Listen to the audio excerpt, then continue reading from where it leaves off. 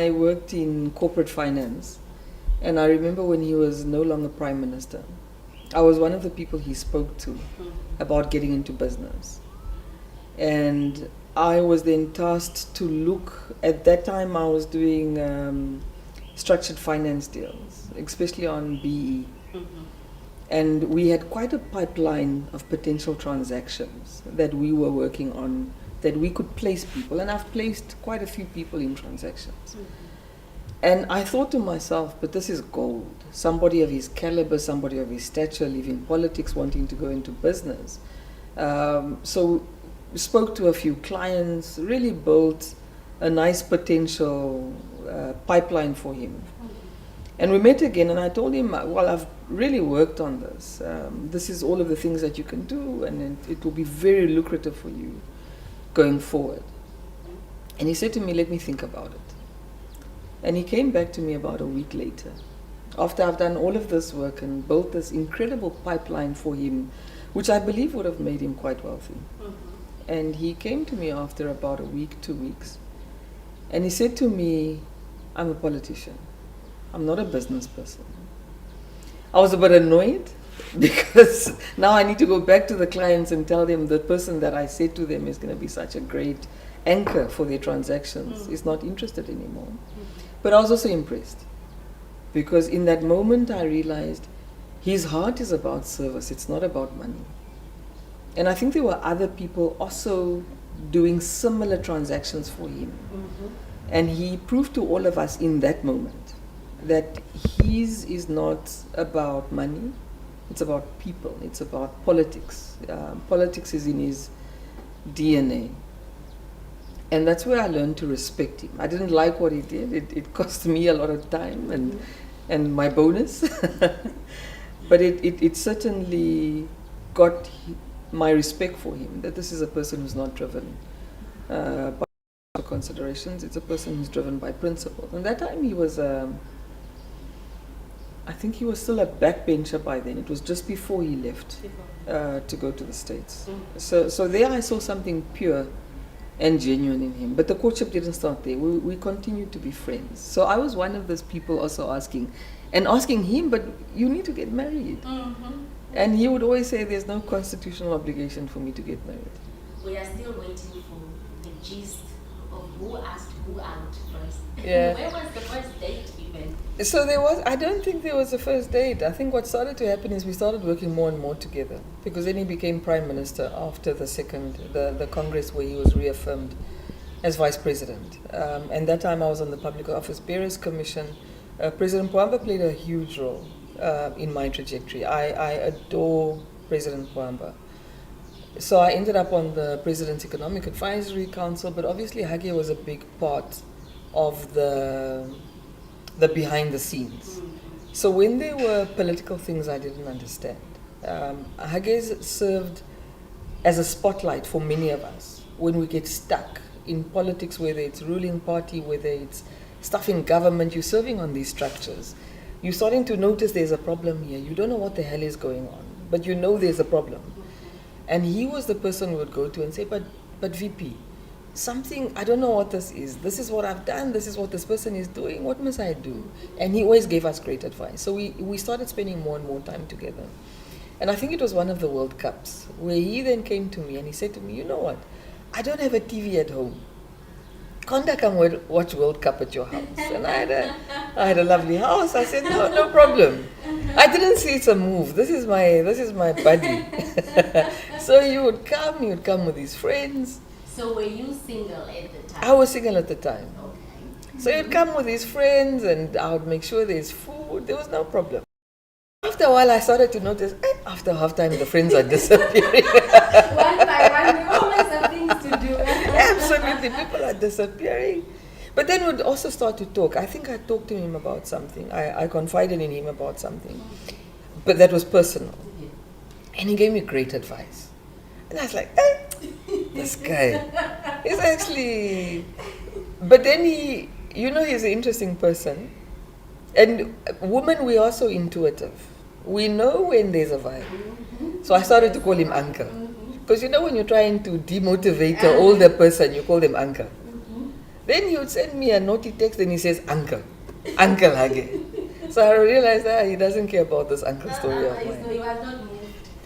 And the more we spoke on a personal level, the more I realized, but this man is actually my soulmate. But I had this thought in my head that there's an incongruency around age. And the more I thought about it, more and more, I had to ask myself, is this a you problem, as in you, Monica, has this problem? Or is it this a them problem? Am I concerned about how I feel about it? Or am I concerned about how society will feel about it? And the minute I really recognized that this is me being worried about other people's opinions, I rejected that. I've never been concerned about other people's opinions. Blanche, we must be selfish. When it comes to your happiness, if my soulmate is in a wheelchair, or my soulmate is a taxi driver, or my soulmate is a teacher, I need to not worry about what people are going to say. I must worry about how I feel. So eventually I decided I'm going to go with how I feel. Was there fire about it? Were there comments about it? Yes, there was. Not so nice. Someone who born and bred and went to kind of know that. So, but your relationship seemed to have also addressed that issue in a way, or in a subtle way. Yes. I tell you, I've never considered tribe in a romantic decision. So I was also surprised by that conversation. I was surprised also by the assumptions that there was some questions about maybe it's gold digging. And I thought, but are these the same Namibians who saw me operating as a business person, who understand I have a balance sheet? Then I realized there's a level of misogyny here on the issue of balance sheets, because that was an entirely misplaced conversation. But I wasn't too hurt or concerned by people who questioned intent. Because when I had to have a cold conversation with myself, as a friend of Hage, I had to ask myself, Monica, if somebody came out of the blue and married this person as his friend, would you not have had a similar concern? And the answer I had for myself was yes, I probably would have. So I hold no grudge against somebody who questioned intent in the beginning. I will hold a grudge against somebody who questions intent now. You got married on the 14th of February. Yes. Love Day, Valentine's Day, some call it Friendship Day, and Yes. all just the red and white. I know I'm a sucker for love. But Yes. how did the president ask you out? Did he organize, maybe close off one restaurant in Windhoek, took you there, swept you off your feet with Yes. some poetry? Or how did he ask you out? These are people who went into exile in 1962. There's no such things. So his love language isn't that. His love language is very pragmatic. He's a solid guy. He's loyal. He's honest, and that's his love language. He provides. He's generous, and that's how he shows love. It's not through the bells and whistles. It's through the substance. And that was very much his positioning as well. That look, I'm not a loose person. I'm very loyal. I don't play games. This is what I'm about. This is what I want, and I want it with you. And I don't want it with anybody else. And if you don't want it, I'm also okay. I'm not going to collapse if you don't want. And he made me think about it. He made me think about my own life, about what I want in a man. And he made me reflect on a few things. And I realized that I won't, if I had to ask the Lord the 5 key things that are important to me from a partner, it's everything that he had. The only thing I didn't ask the Lord was for the age to be a bit aligned. So it wasn't aligned at all. But that wasn't what was important to me. What was important to me was loyalty. It was we must we must get along. We must like each other. Yeah. He must be able to laugh at my jokes. I must be able to understand and laugh at his jokes. I don't want an irritating husband. I don't want a person who I can't respect. So I don't think I'm a soft or a gentle person who's a natural follower. But I'm also not a woman who doesn't believe that her husband has to be the head of the house. I do believe a husband has to be the head of the household, but you must earn my respect. It's not to be taken for granted. So you can't be a rubbish lying around doing nothing and I must treat you as head of the house. No. You must earn that. And so he didn't go down on one knee? No, he didn't. But whether he was president or not, his personality is a person who takes authority, but who takes responsibility. There's no authority without responsibility. There are men who want authority, but they don't want the responsibility that comes with authority.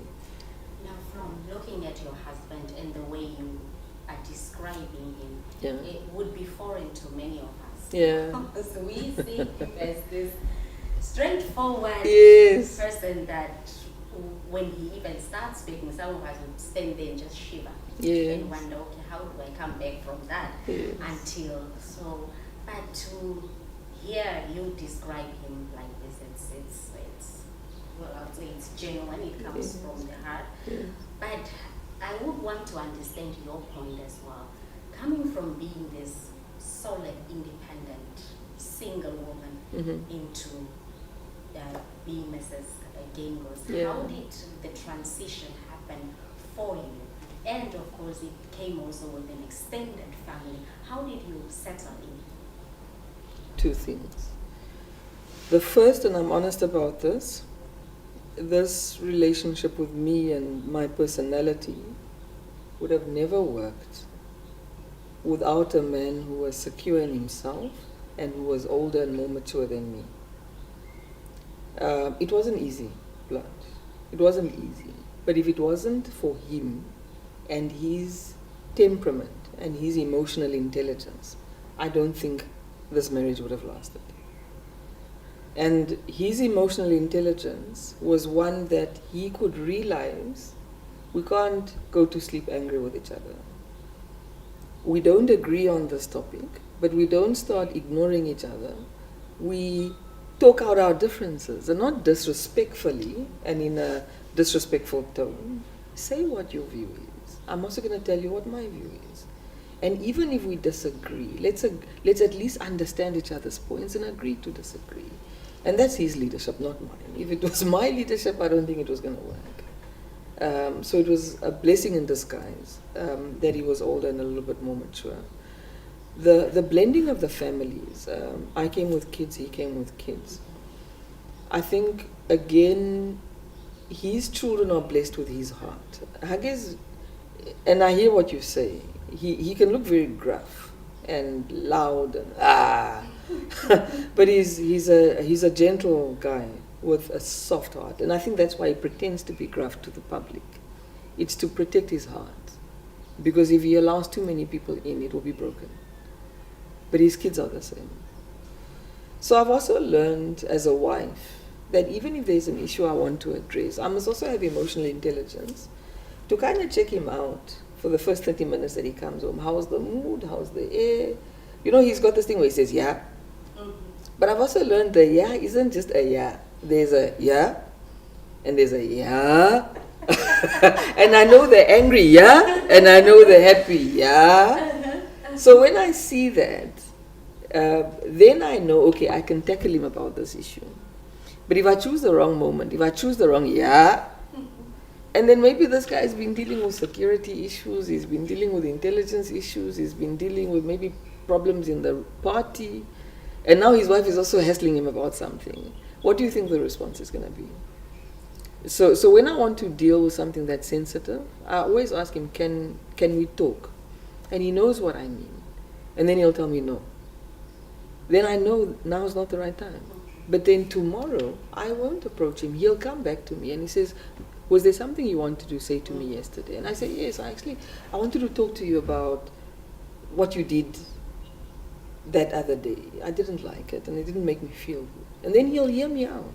But if I had forced that discussion yesterday when he was not in the mood for it wasn't going to be a good discussion.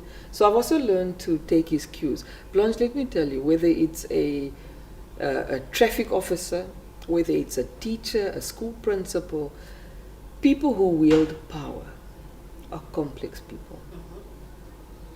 They're not easy people. And but there's a difference between not being an easy person and being a mean person. Hage is not mean. He's a very gentle-spirited, kind-hearted person, but he's not an easy person. And people often think easy people are not good people. It's not true. There's a lot of people who are difficult, but they're very good people. And he's one of those people. He's a very good person. He's got a very kind heart. You'll be surprised the things that he does for people, the things that he goes through. And I have immense respect for that. I have immense respect for his heart. And why our families were able to blend is because his children have his heart. Is it easy to blend a family of children who are grown? It's not easy.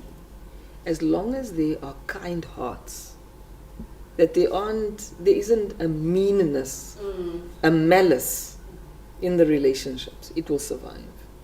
And that's what we have, and that's why our combined family works. There's no malice. I'm trying to think of all of his kids. Ever since they were born, he's been a politician. They've never known him as not a politician. So they've also learned ways to protect themselves. And one thing, for instance, we'll be sitting as a family talking and chatting. The minute security comes in and says, who is at the gate, the kids will disappear. They choose to be out of the limelight. And I think it's a protection mechanism, because the limelight can also burn. And we are entering the type of politics where people don't have boundaries and where they attack children. Children are innocent, and it's my red flag. If you really want to provoke me, attack a child of mine. Yeah, we have seen the mama bearness in you. Yes, no, I'll protect all of the kids in our family with my life. I will not accept an adult who takes a political issue or a personal dislike with any of us and takes it out on our kids. And it's one thing I really hope the media learns to restrain itself on. Even me as a spouse. Often I wonder, but why me? I'm not a politician. I'm not an elected office bearer. But I do have an office of the First Lady in the presidency. So I can't be exempted from any attacks. So I accept mine. But I will never accept attack on my child. I will never do it. If you want to take me out of my pose, if you want me to forget I'm a First Lady, attack one of my kids. Now, Koplon, this was our first time witnessing how you spent Christmas Day, and now with Mama and Tate also here, ushering in the new year here. So, as a family, or yourself and your husband, apart from what our cameras have captured, is there another way that maybe you would want the public to know how you spend your usual holidays? Yeah. So Hage lost his mother when he was 11. He went to play at one of the cattle posts and he came back and he found his mother lying on the ground. She had just given birth and she basically bled to death when he was 11 years old. And I don't think we appreciate how consequential it is for a young boy to lose his mother. The unconditional love of a mother is critical in the socialization of a young boy. So when I'm very close to my parents and I do everything for my parents, but they can also frustrate me. My mother can call me 3-4 times a day. I mean, I don't have time to answer her calls every day. So sometimes she'll be calling, I just spoke to her, like, what is it that you need to speak to me about? So I'll ignore the call. Then he sees that and he gets so outraged with me. And he says, Monica, please call your mother back. Or please go visit your parents. Do you know what I would give to have my parents still alive? or to have been able to be with my parents longer. Please focus on your parents. So he forces me, and I am close to my parents with or without him, but he really insists that I do whatever I can for my parents while they're alive, because he knows the pain of having really grown up without parents. So come Christmas Day, it's always about family. And one thing about Hage's family that I personally respect, both his kids and his extended family, is they understand he's a political family. They also understand that his view of family is really that the people in the party that he grew up with in exile is also his family. His view of family extends beyond blood. There are people who are not related to him, who he regards as family because of the bonds that they formed in exile. So he's got a very expansive view of family. So every single Christmas Day, Blanche, we spend at the farm, and there will always be many family members, especially from his side, who come and celebrate the day. And frankly, that's probably the only time in the year where they actually get to celebrate the day with him. It's spread across the Maize Triangle. There's some also from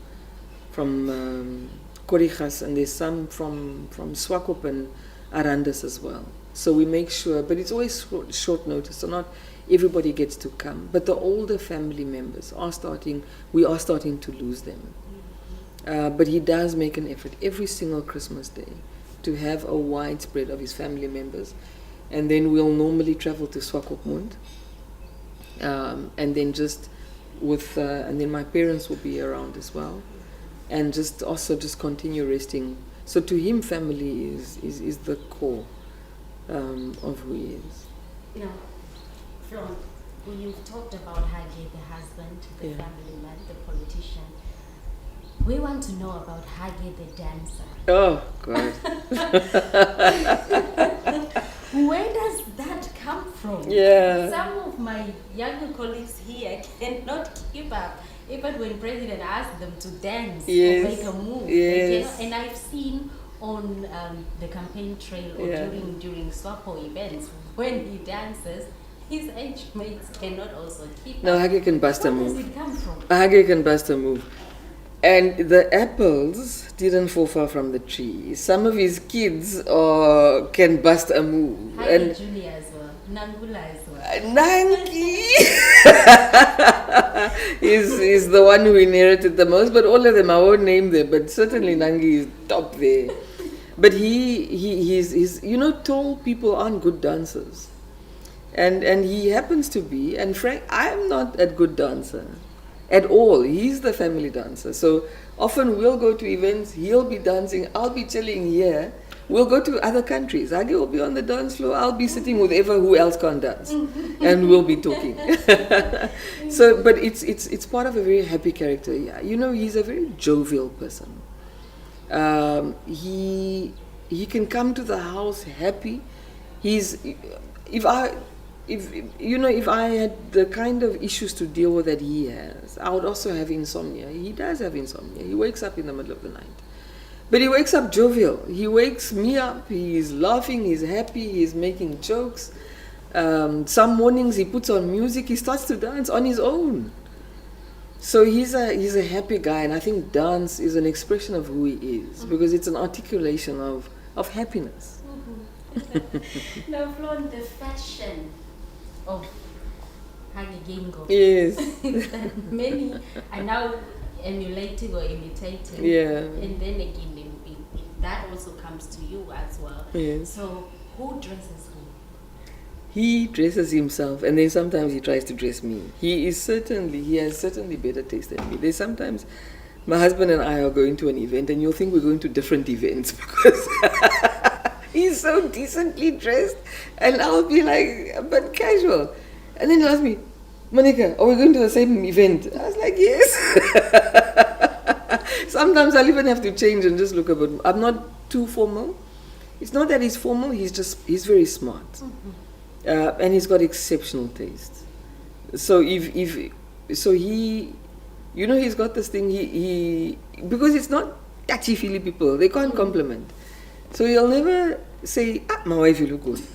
You'll just hear, where did you buy that? Then I know I look good. And then how do you compliment him? No, you must tell that guy he looks good. And then he'll tell you, I know. No, he's naturally got style. And one of his daughters, Dangos, is also very fashionable. So it's people who just have this natural inclination, this natural flair towards clothes. Not everybody has it. Not everybody can put two things together that aren't normally aligned and look good in it. But he certainly has that flair. Yeah. Yes, we're nearing the end of this brief chat with you. What would you say? What does the president eat? What does your husband love eating? His favorite meal, whether it's here in Namibia or abroad while on official missions.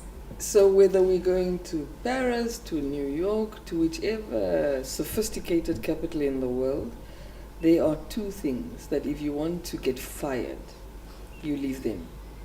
You do not travel without oshikandela, and in enough supply. Even if you're going for a week, there must be enough oshikandela for that week. And we do not travel without meal. Because in the morning, note to Namibians, mealie meal has very little nutritional value. You must put some bran in to add to its nutritional value. So obviously we're making mealie meal, we add some bran just for nutritional value. And he has it with his honey and with his oshikandela almost every morning. I wish I could vary his breakfast diet, but that's his staple. If we go to countries where the food is a bit not to his liking, he can easily end up, then he takes the morning, but then for lunch or dinner, he'll do the dikpap. And then he'll maybe order a steak or some meat or something or some sauce in order to eat that. But that is his favorite food. He's not a finicky person. He doesn't like these lasagnas, these pastas, these interesting, sophisticated things. He really likes basic food, oxtails, steaks, stews, chicken stews. He doesn't like fish. He claims it smells, which is not true. Fish is very important in his diet, but he hates it. So he's a very basic guy when it comes to food. Not very finicky at all. You can really give him anything and he'll eat it. He's not a particular, there's people who say, no, get me this, but make sure it's whole wheat and make sure he doesn't, no, he's not that guy. He's not that guy. He's a very, very simple eater. And yourself? I'm a simple eater as well, but I eat very little these days. I've intentionally reduced my red meat. I eat red meat maybe once every 2 weeks now. It's not good for, I've got high cholesterol. I'm trying to manage that, and red meat is really not healthy. So I'm reducing that in my diet. I'm trying to reduce it in his diet, but I'm failing. So I eat lots of chicken and fish. I try and do regular exercise at least 3 or 4 times a week. He tries to do the same. He's got a trainer who comes in. I go to a gym outside of the house. I'm a social person when it comes to exercise. I must exercise around people. Now, Flon, with just 2 years left for your husband in office, what do you think that Namibians will miss the most? I know from media we will miss him because we know with He's him got we some always sound get bites. a good story. So what do you think Namibians will miss the most about him? I think Hage has an above average sense of humor. He's exceptionally funny, like he's genuinely funny. I think around leaders, you'll see people laughing at, like, that joke wasn't even funny. You're just laughing because the president made that joke. Hage is genuinely funny. So I think we'll miss that genuine sense of humor. I think the second thing that we'll miss is that he's very intentional about highlighting inclusion. I can't speak to the next person because that's a leadership style that will develop. Maybe it will also be there, and I think from all indications it will be. But one thing I certainly do think that stands out with Hage, he's very intentional about inclusion to the point where he made it a maxim, harambe. Nobody should feel left out. He built the concept of a Namibian house where all of us are the same. You are not better than me because you speak a particular language, you come from a particular region. He instilled that in us as a value.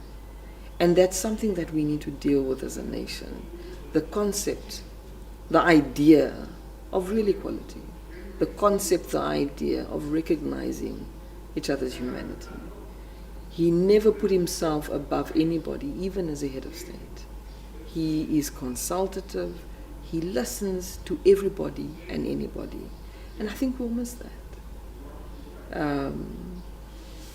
And then the third thing I think we'll miss about Hage is he's very engaging.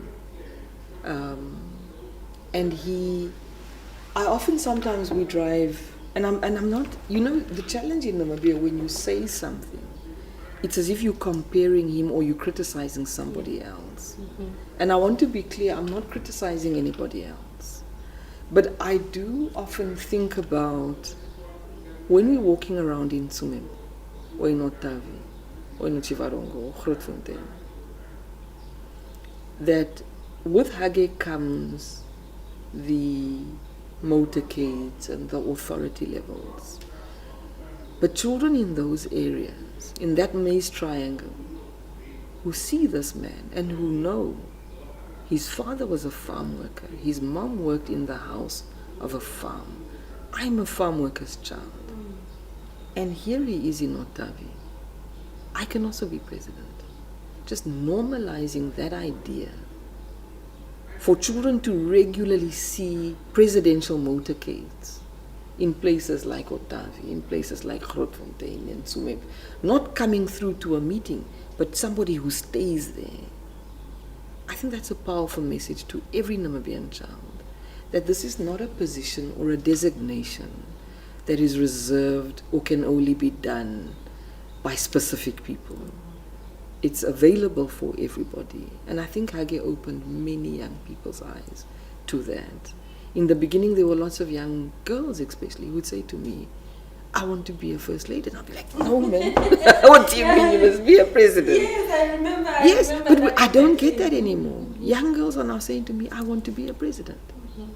And I'm like, yes. Power. Yes, and I think we are likely to have a female president in this country in 2024, 2025. Mm-hmm. And that is also going to be powerful messaging. So I think we've had powerful messaging on inclusion from an ethnicity perspective for this country and from a socio-economic perspective. But in the future, we're also going to have powerful messaging on demographics. I'd like to think of myself as quite bright. I'm not an idiot. I would like to think I'm not. I would like to think I'm relatively educated. Mm-hmm. But I've learned so much from him. And I know this nation has learned concepts from him. You know, he asked one day, what is the problematic of the problem? You know, he's really taught us political concepts that we otherwise as a nation would have been oblivious to. Mm-hmm. He's a teacher. And I think he's emphasis on systems, processes, institutions. We all talk his language now. The third wave of leadership. The third wave of leaderships. And people in Africa are starting to take these concepts. He's taken green hydrogen to the point where we're signing agreements with the EU and enabling Namibia really to have an export, to be able to be an exporter of energy. So just, and his respect of talent. You know, he's a man who respects talent. He sees talent. There are people who are insecure, who move in the opposite direction of talent. And there are people who are not insecure, who move towards talent, embrace it and develop it. That's what he's done.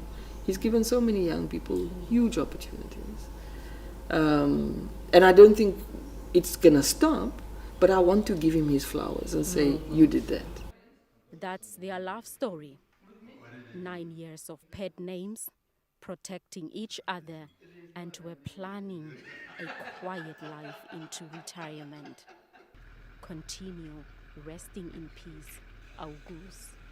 Just exercising. Family exercise. Yes. Very yes, good. yes. Who is the winner? Me. All of us. Okay. Thank you, Chief. The lady. Thank you, Chief.